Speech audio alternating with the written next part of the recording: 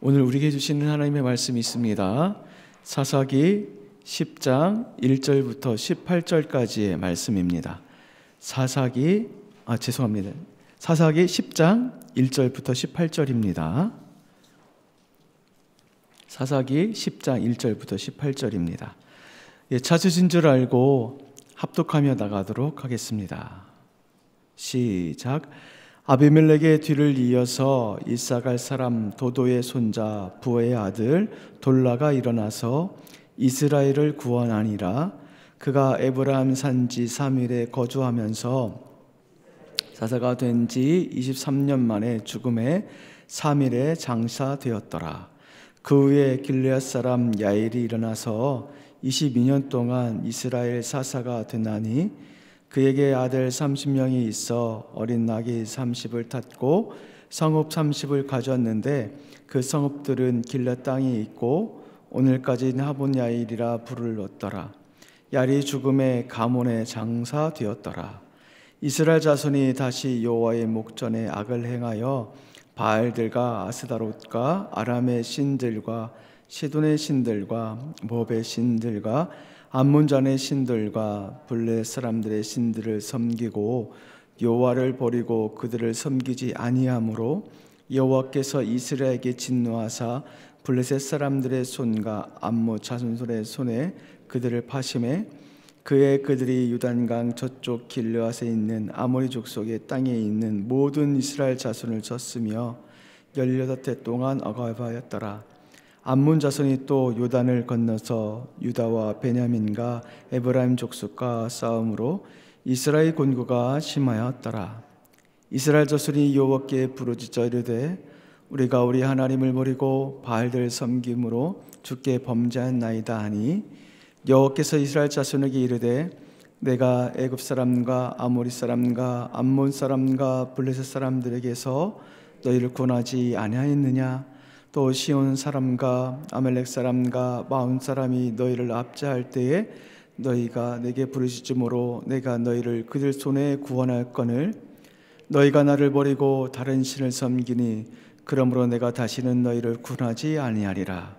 가서 너희가 택한 신들에게 부르짖어 너희 환난 때에 그들이 너희를 구원하게 하신 이스라엘 자손이 여호와께 여쭈되 우리가 범죄하여 싸우니 주께서 보시기에 좋은 대로 우리에게 행하려니와 오직 주께 구하옵나니 우리를 주옵소서 하고 자기 가운데서 이방 신들을 자여 버리고 여호와를 섬김에 여호와께서 이스라엘 군고로 말미암아 마음에 근심하신지라.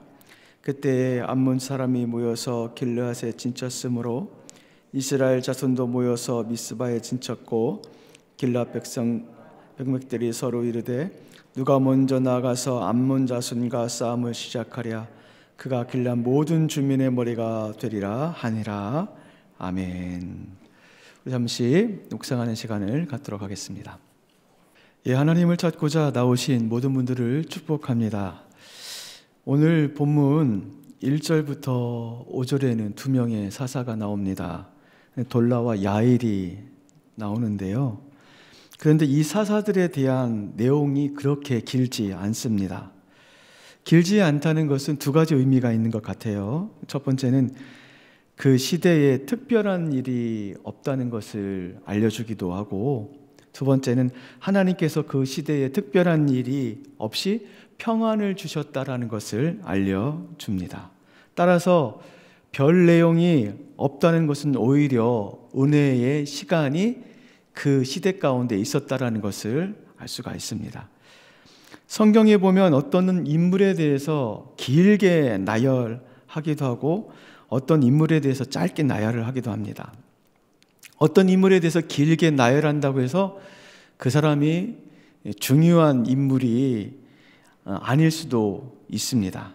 반대로 어떤 인물에 대해서 짧게 거론된다 한다 할지라도 그 인물이 중요하지 않는 그런 사람이 아닐 수도 있다는 것을 다시금 우리가 기억을 했으면 좋겠습니다. 어떤 사람의 중요도에 있어서 행적의 길고 짧음에 있는 것이 아니라 그 사람이 하나님 앞에 정직하게 섰느냐가 중요하겠죠. 그리고 그 하나님께서 그 사람을 얼마나 소중하게 생각하고 계시고 하나님께서 그 사람을 얼마나 알아주시느냐가 중요할 것 같습니다. 따라서 우리는 이 역사에 남을 만한 그런 사람이 되기보다는 이름도 없고 빛도 없다 할지라도 하나님께 아심바 되어지는 사람이 되어야 되지 않을까 생각합니다. 교회와 성도에게 남을 만한 사람이 되는 것이 우리가 추구해야 될 이유와 목표가 되었으면 좋겠습니다. 따라서 알아주는 자가 있는 분들은 알아주는 대로, 그리고 몰라주는 자는 몰라주는 자리 가운데서 묵묵히 하나님을 섬기시는 저와 여러분이 되길 주님의 이름으로 축원을 드립니다. 이렇게 하나님은 돌라와 야일을 통해서 이스라엘 가운데 평안을 가져다 주셨습니다. 그 지긋지긋한 그 전쟁 가운데 벗어나게 하셨고, 그러므로 말미암아 백성들은 평안 가운데 살게 되었습니다. 그런데 안타까운 일이 발생합니다. 어떤 일이 발생하냐면 이들이 하나님께서 주신 평안을 방종으로 사용했다는 것입니다. 이스라엘이 하나님 앞에 어떤 범죄를 저질렀는지 6절 말씀을 보도록 하겠습니다. 6절 말씀에 보면 이스라엘 자손이 다시 여호와의 목전에 악을 행하여 바알들과 아스다롯과 아람의 신들과 시돈의 신들과 모압의 신들과 암몬 자손의 신들과 블레셋 사람들의 신들을 섬기고, 섬긴다는 것은 예배한다는 것을 의미를 하겠죠. 특별히 7개의 그 신들이 열거되어 있습니다. 이 신들은 가나안 땅에 살고 있는 신들이죠. 이 신들은 가나안 땅에 들어올 때 이미 없애버려야 될 신들입니다. 왜냐하면 하나님께서는 흔적조차 그 우상들의 그 제단들 다 헐어 버리라고 말씀하셨기 때문에 그렇습니다. 그런데 지금 이들은 이 신들을 향해서 그 마음을 빼앗겨 버립니다. 그것들에게 자신의 안전과 미래와 평안의 삶을 구합니다. 그러나 그 신들이 진정으로 그들을 구할 수 있는 신들일까요? 하나님은 당신을 버리고 가나안 신들을 섬기고 있는 이스라엘 자손에게 누가 진정한 구원자가 되시는지를 오늘 본문을 통해서 알려주십니다. 14절에 이렇게 말씀을 하십니다. 14절 말씀을 보면 하나님께서 가나안 신들을 섬기고 있는 이스라엘 자손에게 하시는 말씀입니다. 가서 너희가 택한 신들에게 부르짖어 너희의 환난 때에 그들이 너희를 구원하게 하라. 너희가 지금 신을 섬기고 있고 가나안 땅의 신들을 섬기고 있는데 그들에게 구원을 요청해봐라. 그 신들이 너희를 돕고 있는지 돕는지 한번 요청해봐라 라고 이렇게 하나님께서 이스라엘 백성 가운데 말씀을 하고 있는 거예요. 뿐만 아니라 7절에도 동일한 말씀을 하십니다. 7절 말씀 가운데 블레셋 사람과 암몬 자손의 손에 당신의 백성을 파셨다, 파심해 라고 말씀하십니다. 파셨다라고 말씀하고 있는 것은 하나님께서 그 주권을 이양하셨다는 거예요. 누구에게 이양하셨다는 것이냐면은 그 신들에게, 블레셋 사람과 암몬 사람들에게 넘기셨다는 것입니다. 그러므로 말미암아 더 이상 하나님께서 이스라엘 백성 가운데 주권을 행사를 하시는 분이 아니라 그 행사를 이양하시겠다, 더 이상 행사를 행하지 않겠다라고 말씀하시는 하나님의 선언입니다. 그러므로 이제 이스라엘 백성은 하나님의 백성이 아닙니다. 블레셋과 암몬 족속의 것들이고, 그러므로 이제부터 그 신들이 이스라엘을 지켜줘야 되고 구원자가 되어 주어야 합니다. 그러나 암몬과 블레셋 족속이 이스라엘 백성을 어떻게 해야 하죠? 구원자 역할을 감당합니까? 그렇지 않습니다. 오히려 이스라엘 백성들이 살고 있는 땅을 초토화시킵니다. 8절 말씀해 보니까 블레셋이 나와요. 이 블레셋은 요단강을 중심으로 서편에 있는 족속인데 요단 동쪽에 있는 땅까지 침략을 해서 약탈을 해요. 억압을 해요. 강탈을 해요. 무려 몇 년 동안 강탈을 하냐면 18년 동안 강탈을 해요. 9절에 보니까 암몬 족속이 나와요. 이 암몬 족속은 요단강을 중심으로 동편에 있는 족속이에요. 그런데 이번에는 서편에 있는 땅을 침략을 해서 유다와 베냐민과 에브라임 지역을 초토화시켜 버립니다. 그러므로 9절 말씀해 보니까 이스라엘의 곤고가 더 심해졌더라라고 말씀을 하고 있어요. 그렇습니다. 하나님을 떠나면요, 잘 될 것이라고 생각을 하죠. 세상의 방법대로 사면은 잘 될 것이고 잘 사는 길이고 안정적인 길이고 평안한 길이고 미래가 보장된 길이라고 생각을 합니다. 그러나 오늘 말씀은 말씀하시죠. 그 길은 죽음의 길이고 더 곤고가 있을 뿐이다라고 우리에게 정확하게 말씀을 해주십니다. 그렇다면 어떤 길이 살 길일까요? 세상이 우리를 이해 못하고 우리를 조롱한다 할지라도 그 신실하신 하나님의 말씀을 믿고 가는 발걸음이 바로 살 길입니다. 왜입니까? 주님께서 함께 해주신다고 말씀을 하고 있기 때문에 그래요. 주님께서 함께 해주시면 아골골절 빈들에 간다 할지라도 피곤치 않으며 위험한 곳에 다다른다 할지라도 주님의 손이 덮어주시기 때문에 그곳이 바로 안전한 길입니다. 이것을 믿는 것이 우리죠. 이것을 믿고 걸어가는 것이 우리의 모습이 되어야 할 것입니다. 우리에게 무슨 소망이 있냐고 많은 사람들이 여러분에게, 믿지 않는 사람들이 여러분에게 질문한다면 여러분 뭐라고 말씀하시겠습니까?